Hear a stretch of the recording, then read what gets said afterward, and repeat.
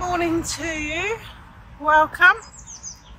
We find ourselves again in a flood situation.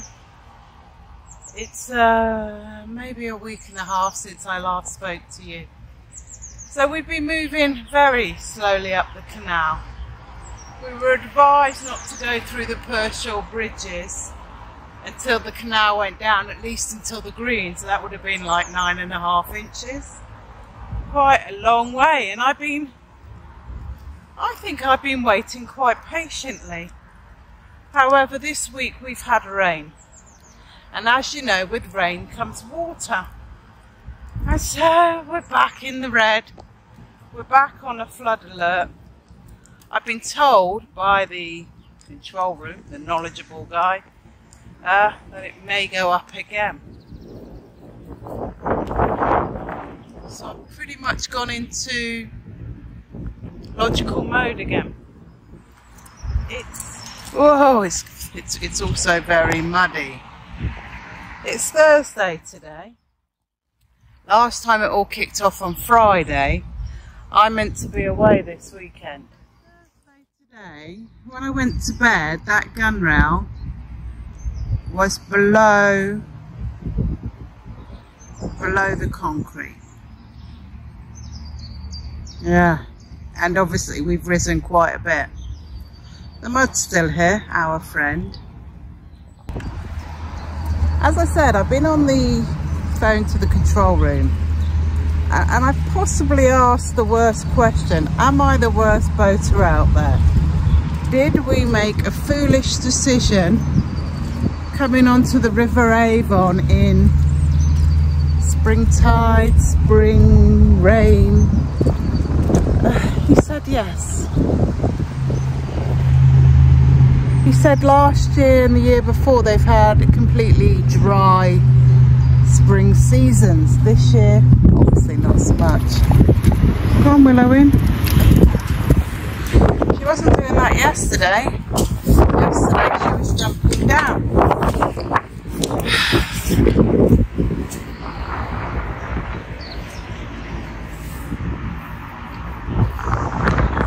This isn't going to go well. I just can't see it going well.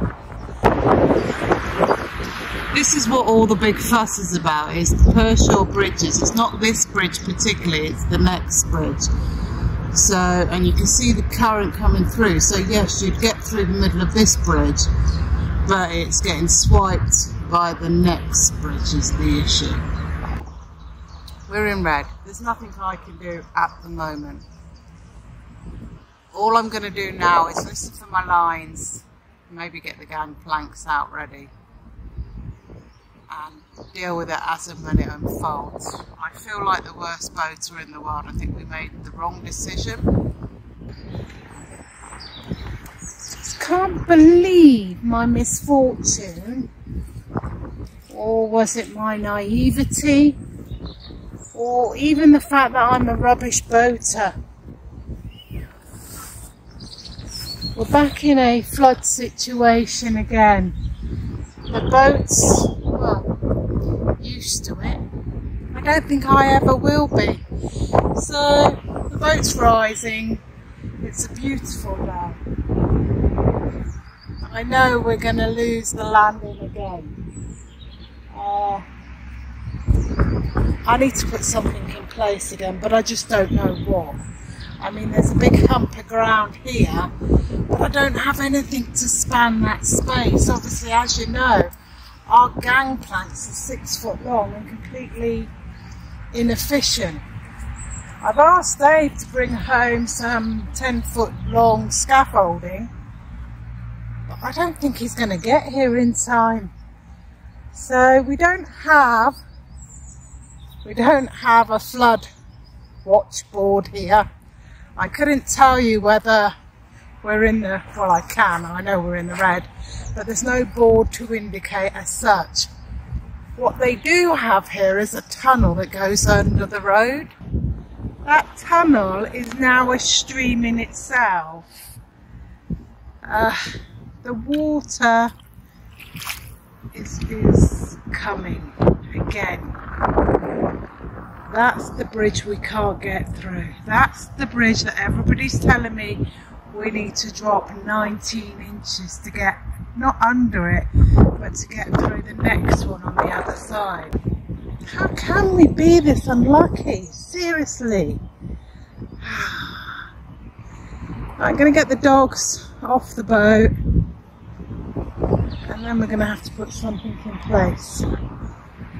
I mean, I'll have to figure something out. I'm unsure what as of yet.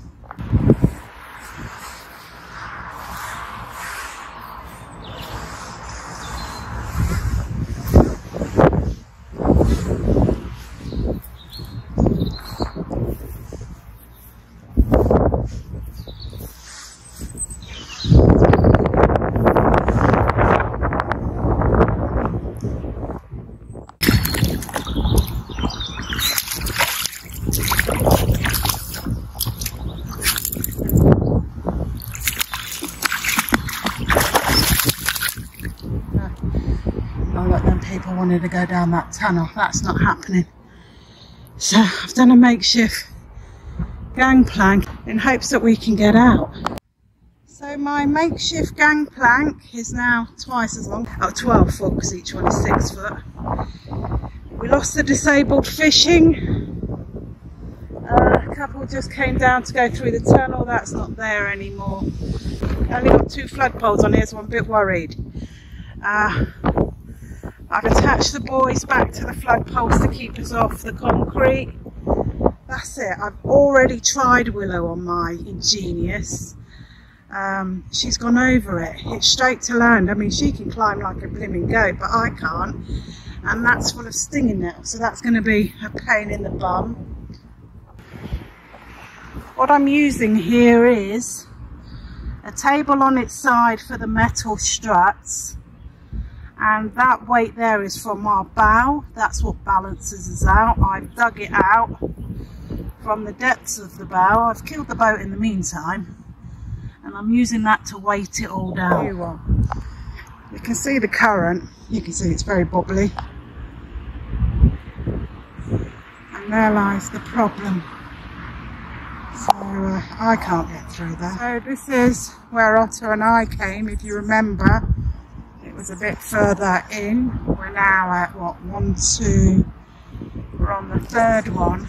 The underground tunnel is, well, it's gone. I imagine it's filled with mud. But yeah, that's my nemesis. I just can't get through there. It's annoying. It's lovely here though.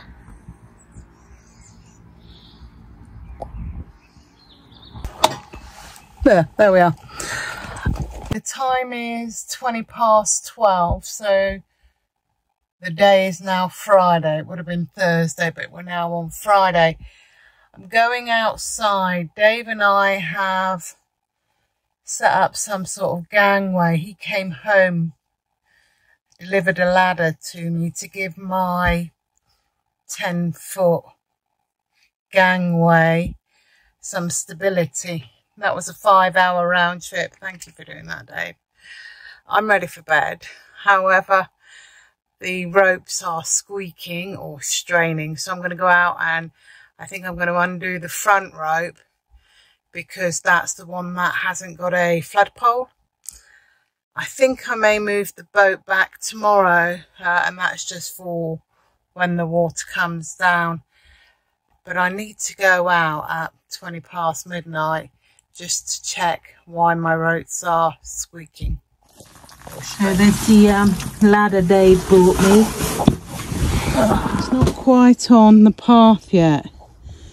Here's our invention. That's going to go straight out, but it's the front that's on a flood pole. I'm going to move the boat back.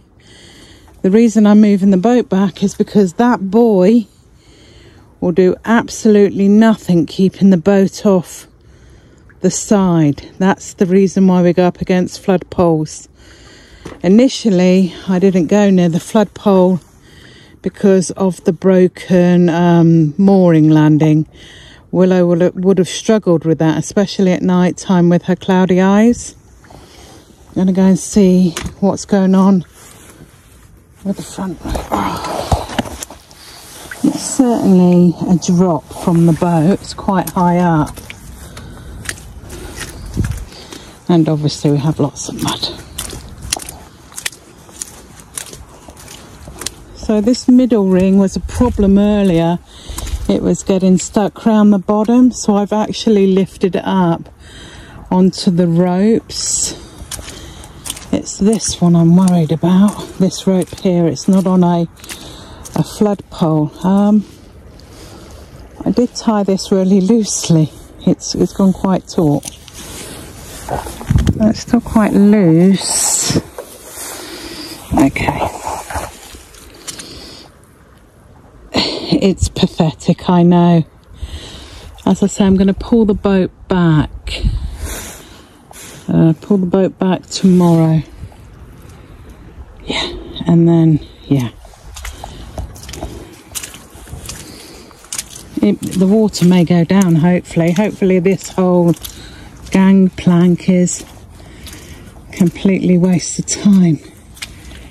Because I've dropped that front rope, the boat's floated out significantly.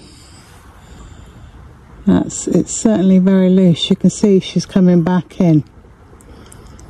Yeah, I'm going to go and tie that rope up a little bit tighter. And then obviously if the rope goes up, if I leave it loose like that, it'll just skip over the bollard. You've just been watching, oh my God, I can't believe my such bad luck. How can this possibly be happening to us again? The River Avon has issued a red flood alert. Yeah, basically I'm just despondent. It's not great. I'm going to run this one in 3 parts. So this will be the first one. There will be the second one, which will be Friday. And then ultimately there will be one, which is the last one, which is Saturday. I'm going to run these on a daily basis. I hope you have enjoyed watching me ponder what to put in place. If you have, please give me a thumbs up. Any comments or encouragement, I do feel somewhat stupid. Do put them in the comments below. If you haven't already, please consider subscribing. It does help the channel grow. I think our little community is a strong and powerful force.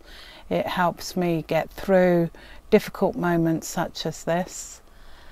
If you ring the little bell, YouTube will let you know each and every time I release a video, just due to the infrequency. I will see you tomorrow, hopefully. I do appreciate that your time is important, so thank you very much for watching, commenting, liking, subscribing and ringing the bell. I'll see you tomorrow. Take care. Have a great evening. Bye.